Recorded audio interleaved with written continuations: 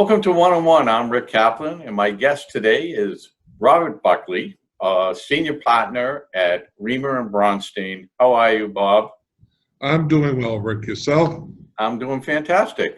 It's You good like to how hear these interesting times. yeah, Yeah, hey, you got to be able to adapt to whatever happens in this world today. that is true.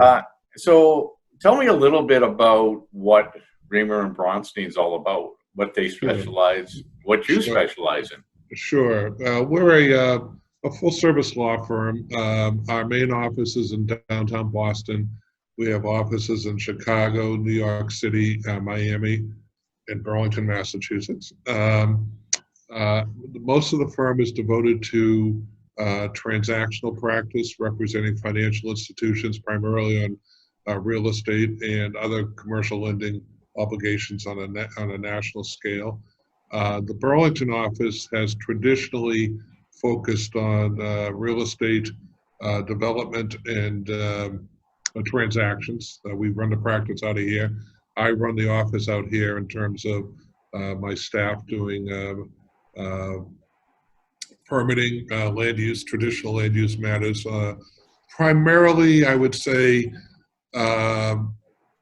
from just west of 495 into the city of Boston. We do some projects in Boston, but I would say we're primarily that corridor running from the North Shore down to the Cape. And my specialty over the years, I've developed a somewhat expertise in doing these mixed-use planned corporate centers, and that includes writing the zoning, permitting the project both on a state, federal, and local level. And some of the projects I've been involved with over the years, the original Sun Microsystems, which is now Northwest Park. I've represented the Nordblum companies on the 3rd Avenue project. We've done work for Simon Malls on the Burlington Mall. I've done the Shire Pharmaceuticals. I've represented Atlantic Management on Marlborough Hills out in Marlborough, which is about 1 million square feet of mixed use, including 500 plus residential units. The Woburn Mall on a 40R project. So we're fairly busy, and we try to take it from a conceptual idea through completion. My background, as I tell my staff, there's always a solution to the problem on the table. It's our job to find that solution and to think of things in a different manner and be creative, applying zoning and land use regulations to what the public policy is trying to achieve. And if a public policy is not being satisfied, maybe we should change the regulations. And we've been fairly successful doing that. So this brings me to the question. You're the founder of the Middlesex 3, or one of the founders, Yep. correct?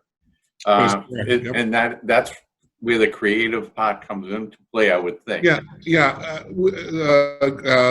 Former Governor Patrick and Greg Bielecki, who was Secretary of Economic Development, came to a group of us and said, look, this corridor from 128 up to the New Hampshire border has a high degree of talent, but really faces common issues. Is there any way of galvanizing and the public sector and the private sector working together to try to come up with solutions that can benefit everyone? I remember one of the first meetings we said, look, everyone can compete for a corporate tenant. One is going to succeed, but if you really analyze it, we all succeed. So if company X locates in Chelmsford, they're going to draw their employees from everyone in that corridor. So you're creating employment, you're creating opportunity, their housing, everyone can benefit. That's not to say that every community doesn't have unique interests and unique issues that they want to focus on, but if we all work together to solve common problems, such as traffic, such as workforce education, such as getting high-grade utilities in the corridor to make sure that the potential user is capable of functioning in an efficient manner. And it's been very successful. And it's brought people together to solve these common problems. And I find it very, I want to say I'm a policy driven person, but I tend to focus on what's the ultimate goal here. And what I'm finding in my practice, which is somewhat different than maybe it was 20 years ago, is that while the address may be important, it's not the critical component anymore. The sophisticated user wants to go where their principal capital source is. And in many cases, their principal capital is human capital, the intelligence, the creativity of the workforce. And they have ideas that they want to bring to market very rapidly. So how quickly could we get in, and how quickly can we attract the talent to satisfy that? Which means, what are the amenities? What are the educational opportunities? So if you work for me, you'd hear me say this all the time: everything is interrelated, and our job is to make sure that those interrelationships are almost seamless. So it's almost like you have the idea of taking many voices out there and making them one. Right. So the message gets out without many people throwing them out. And that's true. And I think that not everyone's going to win in that analysis. And I think you have to go to the table realizing that everyone's going to have to give, and there's a little give and take, and even on the development side. But the ultimate success is when you drive down and you say, you know what, we solved a problem. And I had a discussion with a client recently. He said, oh, you must feel pretty good when you drive by and you see this project, whatever.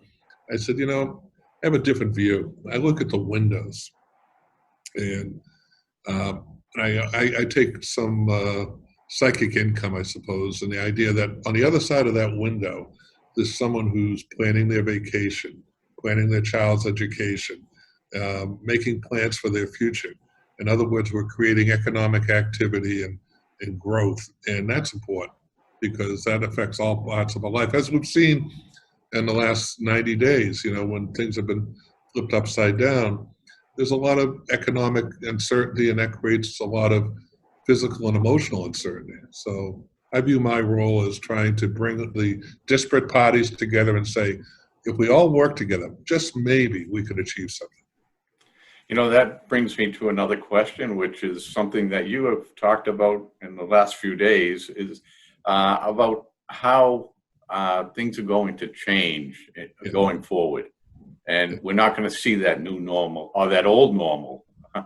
Yeah, I mean, I look at it, and maybe I'm a dinosaur, but I look at it, and then lastly, you heard me say this the other day, if you think in 90 days, the last 90 days since the stay-at-home order, the emergency order went into effect, how we have changed the way we transact business, how we function. And surprisingly, I think a lot of people have said, I'm very efficient. I'm very, very efficient, and I can work at home. That's not to say everyone can. As I said, I'm a dinosaur. I like coming into the office and having the hubbub and the activity. I do miss that. But we're finding that a lot of our staff and our attorneys are very effective at working at home. And they're picking up 2 or 3 hours of downtime a day that they would be spending commuting and doing things that are not productive towards their ultimate goal. And what it does is it creates some freedom for them that they can, at 1 o'clock, click it off for a couple hours and do something, knowing that they can catch up later in the day. So it's going to have some profound implications, because I don't think we're going back, which is going to cause the model for office space to change. Maybe you don't need as much office space, but then again, on the other side, if you do have it, maybe you want to have more space and social distancing going forward. Even if we solve the COVID situation, is there another one? Are we going to be prepared? So how do we handle the office environment, and what's important in the office environment? We've seen in the last decade amenities to play to the desires of your talent pool, but maybe there are some other amenities now, a sense of security. How do you deal with elevators? Those types of issues are going to be forefront in design discussions going forward. So I don't think at least in certain sectors, is you're not going back. And the question becomes, and it is a critical question, whether the policymakers can realize that and adapt policies that reflect the new reality. And be more flexible in design criteria, permitting activities, because a lot of the issues that they're focused on heretofore, traffic may not be the issue it was just 6 months ago. I know that I live downtown Boston. When I commute to Burlington, there's no traffic, and the offices have been open at least on a limited basis for quite some time. I can look out into a parking lot, and today, and you maybe have 10 or 15% of the population of cars in that lot that you would have had a month, 4 months ago. So there's some fundamental changes going on, how we transact business, how we shop, how we recreate, and we'll see how this all plays out. Very interesting times. Yeah, I agree 100% with you. Yeah. I do think, between having split shifts to keep the social distancing, as well as people now finding it more productive to be working from home. Right. Because, you say, you could take an hour off during the day and take a walk, or, do something an errand or something like that. But the day isn't a 9 to 5 anymore. Right. Well, just look at, well, this is an example. I mean, we've had a number of your webinars on various topics. What is fascinating about that is I'm an avid baseball fan. You can have it on the background when you're having a webinar, and you can be working or reading and listening to the conversation without having to drive to a location, sign in, participate, and drive back. I think that's fascinating. Public hearings. I find them extremely efficient now. That you sign on, people, you've eliminated a lot of the extraneous because everyone is trying to focus on the issues. And when the meeting is done, you leave the meeting. Now you say, well, that's okay, but if you're in my business, the client loves that because the client isn't paying me to drive an hour and a half home. So there are some benefits, but I find that these virtual hearings are very efficient, and those communities that have taken the time to invest in the infrastructure and the training, the public is being informed. And boards are being sensitive to that. They will never make a decision at the first meeting. They'll allow for the presentation and vote on the second meeting so people can digest and they can load and the material and study it. Now you have to advise the client that there's no way you're going to get a vote on the first meeting, but nonetheless, I think it's a very effective manner. I would submit that the old way of doing things, where you have a public hearing and people sit around till 10 or 11 or 12 at night, that's not advancing the public interest, because people have jobs, they have childcare issues. They can't sit around all night and wait for that. But if they can jump in and out of a meeting, that may make some sense. And you might also be able to have more people participate as well. Not only participate in the discussion, but when I ask people, why don't you run for an elected office, planning board or board of selectmen or whatever? I don't have the time. I don't have the to sit there, every 2 weeks for 5 hours. If you can efficiently run meetings, I would venture to say you may get more people say, you know what, I could do that. I could sit in my office at home, and the family could be in another room, and I could function very effectively. You may get more individuals signing up to get involved, and involvement is not a bad thing. No, you get different ideas. You get some very different ideas. What I find in a lot of communities is people perpetuate themselves on and on and on because no one runs against them. There are no fresh ideas coming in. And as I said a little while ago, that we've changed the way we do business. If the policymakers don't catch up, then I think there's going to be a disconnect, and I don't know what the ramifications of that disconnect are. So by allowing new talent coming in who may be more familiar with what's going on and what's their future going to be, I think that the benefit may be very, very, very good.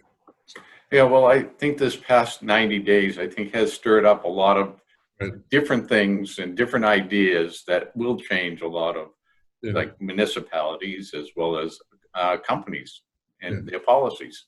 Yeah, and I give you a lot of credit because I think you're in the forefront. I mean, a number of times I've been on your webinars on interesting topics, and I'm not necessarily, I'm working as I'm listening, and I think and that's important because it doesn't require me and I'm not using myself as the normal perhaps, but it does.